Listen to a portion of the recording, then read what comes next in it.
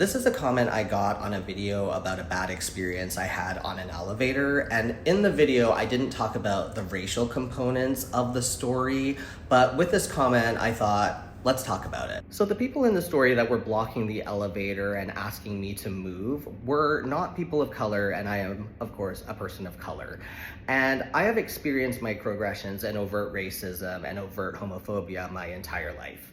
And how I explain the experience, at least for myself, and I can't speak for every marginalized person, but a microaggression feels like a little weight that goes onto your body. Every time someone calls you the F slur, every time somebody says something racial to you, the time that I didn't get a job because the casting director told me outright that they were not hiring queer people to play straight characters. The time a guy sped forward and wouldn't let me turn off of a ramp and blocked me, and then all of a sudden, all of these non-POC people came around and defended him, even though he was blocking me and was clearly the aggressor. The time that me and a trans person were called slurs at a coffee shop, and when I told the owner, who I thought was a friend, she said if I didn't feel comfortable there anymore that I should try another coffee shop. These are moments that kind of stay with you for the rest of your life like little weights, and they weigh you down.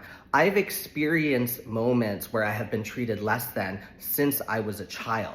And when I was younger, I had less weights on me, so I could deal with it. I could shake it off. But now that I'm older, they weigh on you really heavily.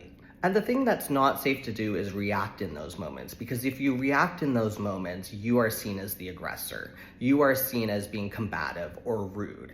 And so you learn to not respond, and that's why I made a video about it instead of responding in the moment, because it was safer to do so, because we do not know what is going to happen. We do not know who's going to come to the rescue. We can't trust justice to prevail. We can't trust the police to protect us. And if you're somebody that doesn't believe that racism, microaggressions, homophobia, transphobia exists at a time where a white woman just raised almost $1 million for calling a black child the N-word, or a gay bar just recently being raided, or trans rights being stripped away, then I can't help you and this video is not for you. So going back to the elevator, when somebody treats me as less than, and I know that they would not have acted that way if I did not look the way that I did, you can say something as simple as keep your heart soft, but that negates the complexity of what I have experienced as a marginalized person my entire life. I don't want to keep my heart soft.